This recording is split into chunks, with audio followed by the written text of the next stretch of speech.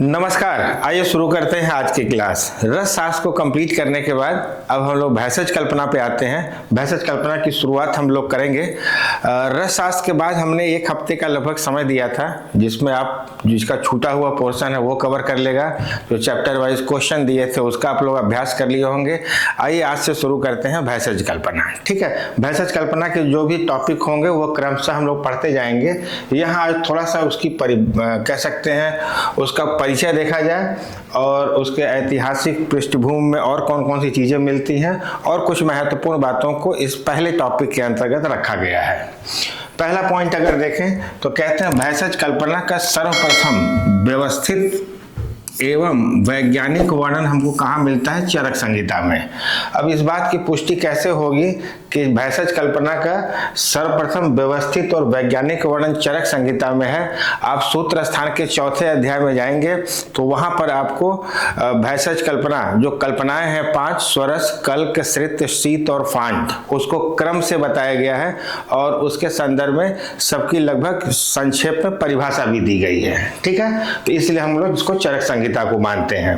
भैषज कल्पना का उत्कृष्ट ग्रंथ कौन सा माना गया है? शार्ंगधर संहिता। बहुत ही महत्वपूर्ण किताब है और बहुत ही प्यारी किताब है। 13वीं शताब्दी के आचार्य शार्ंगधर ने इस शार्ंगधर संहिता का वर्णन किया हुआ है, को लिखा हुआ है। ऋग्वेद में वर्णित औषधियों की संख्या आपको मिलती है 700। देखिए ये संख्या निश्चित नहीं है, फिर भी एक संख्या हमको ज्ञात करना था, इसलिए हम लोगों ने 700 यहाँ पर मान लिया है। कई किताबों में और कई गाइड्स वगैरह में आंसर थोड़ा सा चेंज है, बट ये पूछे जाने वाले प्रश्नों में नहीं आता है। बट फिर भी अगर हम लोग एक परिचय देख रहे हैं, क्योंकि ऋग्वेद से ही भैषज कल्पना की शुरुआत हो जाती है। बहुत सारी औषधियों का वर्णन किया गया उसमें, और आप वैसे भी जानते हैं कि लगभग 700 औषधियां यहाँ पर दिखाई गई हैं। अथर्ववेद में औषधियों के प्रकार। अथर्ववेद निसंदेह आयुर्वेद का ही कह सकते, अथर्ववेद का जो उपवेद है उसको आयुर्वेद मानते हैं, और अथर्ववेद में औषधियों के प्रकार 4 हैं। अब यहाँ से थोड़ा ध्यान रखिएगा, अथर्ववेद में औषधियों के जो 4 प्रकार हैं उसमें अथर्ववाणी आता है, आंगिरसी होगा, दैवी होगा और मनुष्यजा। बेटा ये नाम बहुत महत्वपूर्ण है और इस चारों नाम को थोड़ा हम लोग समझने का प्रयास करते हैं। अथर्ववाणी, आंगिरसी, दैवी और मनुष्यजा। इससे उत्पन्न होने वाला एक प्रश्न पहले देख लीजिए। एक बार पीजी के एग्जाम में पूछा गया था कि दैवी और मनुष्यजा किसके भेद हैं। ठीक है, ये सवाल आया था, हम लोग ने एग्जाम दिया था, वो पूछा था दैवी और मनुष्यजा किसका भेद है, तो उत्तर यहाँ पर होगा औषधियों के भेद है। ठीक है, देख के ऐसा लग रहा है रोग का भी भेद हो सकता है दैवी और मनुष्यजा, लेकिन दैवी और मनुष्यजा किसका भेद होगा? यहाँ औषधियों के प्रकार या भेद में आते हैं। देखिए अथर्ववाणी में शांति और पौष्टिक कर्म करते हैं। अथर्ववाणी की अगर हम बात करें तो इसमें वो चीजें आते हैं, इसमें कह सकते हैं मंत्र हो सकता है, शांति पाठ हो सकता है, उपहार हो सकता है, बलि हो सकता है। इस तरह के कर्म कर कर शरीर को पुष्टता प्रदान करना, ये अथर्ववाणी औषधियां कहलाती हैं। दूसरा अगर हम कहें उच्चाटन और मारण आदि कर्म किसके अंतर्गत आते हैं? आंगिरसी में आते हैं। ये भी तांत्रिक से ही संबंधित कह सकते हैं एक औषधियां होंगी जिसमें कि हम क्रूर कर्म करते हैं, इसीलिए यहाँ पर देखिए उच्चाटन और मारण आदि कर्म लिख दिया गया है। ये बहुत डिटेल है, उतनी आवश्यकता नहीं हम लोग को सिर्फ मोटी मोटी ये बात जानना है कि अथर्ववाणी में शांति और पौष्टिक कर्म आदि किया जाता है। आंगिरसी में उच्चाटन, मारण आदि क्रूर कर्म करते हैं। जो दैवी औषधियाँ होती हैं वो रसायन की तरह कार्य करती हैं। जो भी रसायन औषधियाँ होती हैं उसको दैवी कहते हैं, और जो सामान्य औषधियाँ होती हैं उसको हम क्या कहते हैं? मनुष्यजा कहते हैं। तो देख सकते हैं अथर्ववेद में 4 प्रकार की औषधियां, फिर हम बोल रहे हैं ये 4 प्रकार की औषधियां होंगी। अथर्ववाणी, आंगिरसी, दैवी और मनुष्यजा। और दैवी और मनुष्यजा किसका भेद होता है? औषधियों का भेद होगा। जब उसके इतिहास में देखते हैं तो ये बातें भी मिलती हैं कि औषधियों में श्रेष्ठ किसको माना गया है? ध्यान रखिएगा, सोम को श्रेष्ठ मानते हैं। सोम औषधि नाम अधिराजा, ये बात कही गई है गोपथ ब्राह्मण में।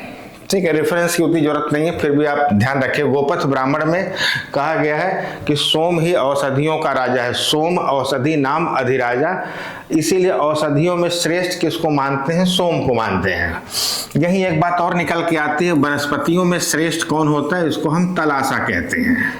ठीक है। सोम रस की निर्माण विधि का वर्णन सबसे पहले आता है ब्राह्मण ग्रंथों में, और ब्राह्मण ग्रंथों में ही देखिए, अगर आप भेषज कल्पना की शुरुआत में पढ़ते हैं, जहां से परिचय शुरू होता है, तो वहीं से इस चीज को कलेक्ट किया गया है, उसमें जो हमारे काम की चीज हो सकती है। तो वहां पूरा सोम रस के निर्माण की पूरी विधि दी गई कुछ किताबों में। उस विधि की इतनी आवश्यकता नहीं है, बट ये देख सकते हैं कि सोम रस की निर्माण विधि का वर्णन ब्राह्मण ग्रंथों में आता है। सोम रस का अभाव द्रव्य क्या होता है? आदाय। अगर ये भी नहीं मिला तो पुतिक, और ये भी नहीं मिला तो अर्जुन। ठीक है, तो इसको चूंकि किताब में लिखा है इसलिए मैंने मेंशन कर दिया कि अभी तक पूछा नहीं गया और बहुत संभावना है भी नहीं पूछे जाने की। तो सोम रस की निर्माण विधि का वर्णन ब्राह्मण ग्रंथों में आता है। सोम रस के अभाव द्रव्य के रूप में हम आदाय का प्रयोग करते हैं। अगर ये भी नहीं रहा तो पूतिक, और ये भी नहीं रहा तो अर्जुन का प्रयोग करते हैं। ये हमें किसी कह सकते हैं कि आयुर्वेद के ग्रंथों में नहीं मिला है। इस तरह के पुराने, जहां हम लोग इतिहास के संदर्भ में, भेषज कल्पना के इतिहास के संदर्भ में कुछ पढ़ते हैं, वहां ये बातें कलेक्ट की गई हैं। अष्टवर्ग का वर्णन सबसे पहले कहाँ मिलता है? सारंगधर में। सबसे पहले क्या, बल्कि सारंगधर ही कहे, ये बहुत महत्वपूर्ण पॉइंट होगा। अष्टवर्ग, अष्टवर्ग सारंगधर संहिता। देखिए, अष्टवर्ग में 8 औषधियां आती हैं, ध्यान रखिएगा। तो अष्टवर्ग शब्द दिया गया वो सारंगधर के द्वारा दिया गया है 13वीं शताब्दी में। तो सारंगधर संहिता में जो 8 औषधियां होती हैं, उस 8 औषधियों को मिलाकर अष्टवर्ग का निर्माण होता है। और अगर अष्टवर्ग की जो प्रतिनिधि द्रव्य होता है, अगर अष्टवर्ग की वो औषधियां नहीं है, तो उनके स्थान पे हम किसका प्रयोग कर सकते हैं? ये हमको मिलता है भाव प्रकाश में। सारंगधर का काल होगा 13वीं शताब्दी, और भाव प्रकाश का काल आपको पता है 16वीं शताब्दी में है। तो 13वीं शताब्दी में सारंगधर ने कहा कि ये 8 औषधियां हैं जिसको हम अष्टवर्ग कहते हैं।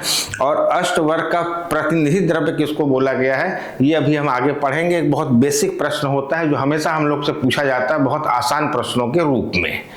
जैसे अष्टवर्ग में क्या आएगा, ध्यान से देख सकते हैं। जीवक, ऋषभक, नाम इजी होता है याद करना। मेदा, महामेदा, काकोली, क्षीर काकोली, रिद्धि और वृद्धि। जब हम आपको च्यवनप्राश पढ़ा रहे थे चरक संहिता में, और तो वहां हम बताए थे ना कि अष्टवर्ग की इतनी औषधियां प्रयोग करते हैं, किसका वर्णन नहीं आया, वो सब चीजें ध्यान रखेंगे। यहाँ हमको ये ध्यान रखना है कि ये जो 8 औषधियां हैं जिनको मिला के हम अष्टवर्ग कहते हैं, इनका प्रतिनिधि द्रव्य क्या होगा? प्रतिनिधि द्रव्य का मतलब होता है अगर ये नहीं मिलते हैं, ये उपलब्ध नहीं रहते हैं, या किसी भी तरह से हम इसको प्राप्त नहीं कर सकते हैं, तो इसके स्थान पे हम क्या प्रयोग कर सकते हैं? तो यहाँ आपको मिलता है जीवक और ऋषभक के लिए बिदारी कंद, मेदा और महामेदा के लिए शतावरी, काकोली और क्षीर काकोली के लिए अश्वगंधा, और रिद्धि और वृद्धि के लिए कौन मिलता है? बराही कंद। तो थोड़ा कंफ्यूजन होता है, जीवक और ऋषभक के लिए बिदारी कंद है, और रिद्धि और वृद्धि के लिए बाराही कंद है। ध्यान रखिएगा, बिदारी कंद और बाराही कंद। अब देखिए, हम लोग याद करते हैं जीवी के मेष में रीवा का घोड़ा, है ना। एक छोटा सा लाइन है, जैसे जीवी लिख लेते हैं, जीवी, ठीक है। मेष, रीवा, यहां देखिए री लिख सकते हैं, रीवा का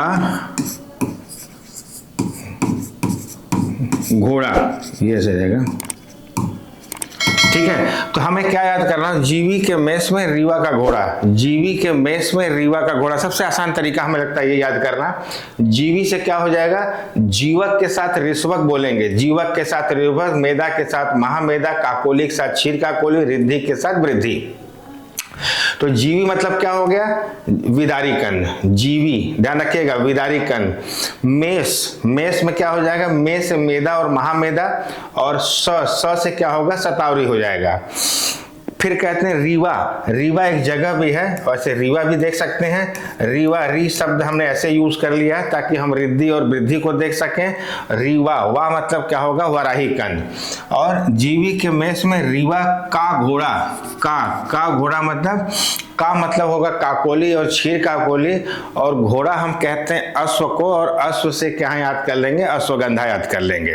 तो आप छोटा सा बगल में नोट कर लीजिएगा, जीवी, मेष, रीवा, हाँ, रीवा का घोड़ा, जीवी के मेष में रीवा का घोड़ा, अगर ये सब ध्यान रख सकते हैं तो हम शारंगर के द्वारा बताए गए जो अष्टवर्ग हैं उसके प्रतिनिधि द्रव्य जो बताया गया भाव प्रकाश के अनुसार उसको हम याद कर सकते हैं। और निसंदेह एक बहुत ही महत्वपूर्ण पॉइंट, बहुत आसान क्वेश्चन के रूप में आता है, इस प्रश्न को कोई गलत नहीं करता है, और जो गलत भी करते हैं वो कंफ्यूजन में, अगर आप इस तरह याद किए रहे तो कोई कंफ्यूजन हो, जीवी, मेष, का घोड़ा, रीवा, ऐसे भी शब्द याद कर सकते हैं। यहाँ वी से क्या होगा विदारी कंद, स से क्या होगा शतावरी, घोड़ा के लिए अश्व के लिए अश्वगंधा, और रीवा में वा के लिए क्या हो जाएगा वराही कंद हो जाएगा। तो जीवी के मेष में रीवा का घोड़ा, इस तरह से अगर याद रखेंगे तो आप अष्टवर्ग के प्रतिनिधि द्रव्य को कभी भी एग्जाम में गड़बड़ नहीं करेंगे। और ये सवाल हमको ऐसे ही बनता रहता है, एग्जामिनर को पता होता है कि सब लोग इसको सही करेंगे, फिर भी वो दे देते हैं और नंबर तो पाना ही है। इस तरह के क्वेश्चन को गलत करने की कोई भी गुंजाइश नहीं होना चाहिए। अब इसी में अगर देखें तो एक बात और निकल के आती है, पंचमूल का वर्णन, बहुत इंपॉर्टेंट पॉइंट, उसको समझने का प्रयास करिएगा। देखिए पंचमूल को अगर हम कहें तो कौन कौन से आचार्य ने किस किस पंचमूल को माना है, किसे नहीं माना है, किस पंचमूल में कौन कौन से द्रव्य हैं, वो तो हम आपको द्रव्य गुण में पढ़ाएंगे। यहाँ हम आपको बहुत बेसिक बात बताने जा रहे हैं। जब आप किसी भी प्रश्न को करते हैं, है ना, किसी भी गाइड को करते हैं, कहीं से भी क्वेश्चन करते हैं, तो बहुत बेसिक सा सवाल बन जाता है कि किस आचार्य ने किस पंचमूल का वर्णन नहीं किया है, किसने किस पंचमूल का वर्णन किया हुआ है। द्रव्यों का नाम आपको द्रव्य गुण पढ़ाएंगे। यहाँ देखिए लिखा है पंचमूल का वर्णन, आपको चरक मिलते हैं, सुश्रुत मिलते हैं, शारंगर मिलेंगे और अष्टांग हृदय मिलेंगे। इसका मतलब है कि जितने भी आचार्य हैं उन्होंने कंबाइन रूप से 5 पंचमूलों का वर्णन किया है। ठीक है, एक आचार्य ऐसे हैं जो 7 पंचमूल माने हुए हैं। वो 7 पंचमूल कौन मानता है? संग्रह मानते हैं, स से 7, स से संग्रह। ठीक है, अब संग्रह कर लिए हैं तो ढेर सारा हो गया। 5 बाकी लोग मान लिए हैं, चरक हो, सुश्रुत हो, शारंगर हो, साथ में अष्टांग हृदय हो। लेकिन जब हम संग्रह की बात करते हैं तो ढेर सारा संग्रह कर लिए, तो 7 5 की जगह कितना हो गया? 7 हो गया। ठीक है, अब कौन कौन सा माना है, इसके लिए हम केवल एक बात यहाँ पे याद रखेंगे, बिल्कुल सही तरीका है, ध्यान रखिएगा, कभी भी किसी भी तरह से गड़बड़ी नहीं आएगी। हम केवल सुश्रुत के द्वारा बताए गए पंचमूलों का नाम याद रखेंगे। ठीक है, जब आप सूत्र स्थान के 38वें अध्याय में जाएंगे, जहाँ 37 गण की बात की गई है, वहां उन्होंने इसी 5 पंचमूलों का वर्णन किया है। वहां पे द्रव्यों के नाम भी दिए हैं, वहां पर इनके गुण कर्म की भी व्याख्या की गई है। बस इनके नाम को यहाँ भी ध्यान रखेंगे, बृहद पंचमूल, लघु पंचमूल, बल्ली पंचमूल, कंटक पंचमूल और तीर्ण पंचमूल। यहाँ बल्ली को गोला कर लीजिए, बल्ली आपको बीच में दिख रहा है, इधर बृहद और लघु हो जाएगा, कोई दिक्कत नहीं। बृहद पंचमूल, लघु पंचमूल, बीच में क्या आया था? बल्ली पंचमूल, उसके अलावा कंटक और तीर्ण। देखिए कंटक और तीर्ण दोनों ऐसे होते हैं जो हमारे अंगुलियों में कभी कभी पैर में धंस जाते हैं। ठीक है, तो कंटक और तीर्ण को एक तरह मान लेते हैं। तो यहाँ क्या क्या हुआ? बृहद पंचमूल, लघु पंचमूल, बल्ली पंचमूल, फिर तीर्ण पंचमूल और कंटक पंचमूल, या पहले कंटक बोल दीजिए फिर तीर्ण बोल दीजिए। तो ये 5 नाम आपको याद रखना होगा। ठीक है, अब यहां देखिए क्या कह रहे हैं, अष्टांग संग्रह अतिरिक्त मानते हैं। क्या मानते हैं? जीवन और मध्यम। जिम याद कर लीजिए, है ना, कहाँ जा रहे हैं? जिम में जा रहे हैं। क्यों जा रहे हैं जिम में? वहाँ पे ढेर सारे इंस्ट्रूमेंट जो होते हैं व्यायाम करने के लिए, उस इंस्ट्रूमेंट का संग्रह किया गया है। संग्रह, जिम में क्या रहता है? संग्रह किया रहता है, ढेर सारे एक्सरसाइज व्यायाम करने वाले कह सकते हैं इंस्ट्रूमेंट का। तो जिम याद कर लीजिएगा, जी से जीवन, म से मध्यम, और किसने माना है? ये संग्रह मानते हैं। अब आप इस बात को समझिएगा, जो 7 माने हैं वो सब माने हैं, सुश्रुत के द्वारा बताए गए 5 को भी माने हैं और अपना 2 अतिरिक्त भी दिए हुए हैं। लेकिन जब हम बात इनकी करते हैं, कौन? चरक और अष्टांग हृदय की। चरक और अष्टांग हृदय को अगर देखिए तो इन्होंने बल्ली और कंटक को नहीं माना है।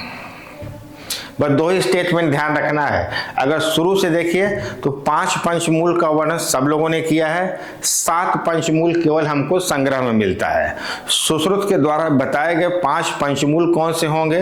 बृहद पंचमूल, लघु पंचमूल, बल्ली पंचमूल, कंटक पंचमूल और तीर्ण पंचमूल। ठीक है, इसी में अगर हम जीव को जोड़ दें, जीवनी और मध्यम, तो किसने मान लिया है, ये मान लेते हैं संग्रह मान लेते हैं। अब इस 7 में से आप 2 को निकाल दीजिए, 7 में से 2 को निकाल दीजिए, किसको, बल्ली और कंटक को निकाल दीजिए। फिर समझिएगा, इस 7 में से बल्ली और कंटक को निकाल दीजिए, तो ये 5 पंचमूल कौन मान लिया है, चरक और हृदय मान लिए हैं। हम लोग याद करें, चरक हृदय से, है ना, चरक हृदय से बक बक बक बक नहीं करते, बक बक बक बक, बल्ली और कंटक, बल्ली और कंटक, है ना। तो चरक जो है अपने दिल से, अपने हृदय से, चरक जो है हृदय से बक बक बक बक नहीं करते हैं। तो चरक और हृदय बक बक नहीं करते हैं, बक बक 2 बार बोल दिए, हमारा काम हो गया बल्ली और कंटक। तो चरक और हृदय क्या होते हैं, बल्ली और कंटक को नहीं माने हैं। तब कौन कौन से मानेंगे, 7 में से बस ये बल्ली और कंटक हटा दीजिए, तो बाकी चरक भी माने हुए और अष्टांग हृदय भी माने हुए हैं।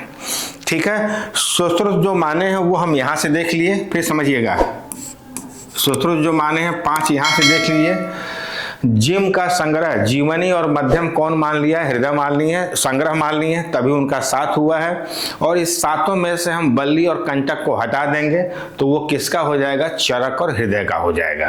तो अगर ये 4 लाइन को आप समझ गए, तो किसने कितने पंचमूल माने हैं और किसके पंचमूल में क्या क्या चीजें हैं, ये सब आपकी क्लियर हो जाती है। ठीक है, तो इस तरह करके इस पहले पेज के में बहुत शुरुआती बात लिखी गई। अभी तो भैंसा पूरा बचा ही हुआ है, बहुत इंटरेस्टिंग, बहुत ही बढ़िया।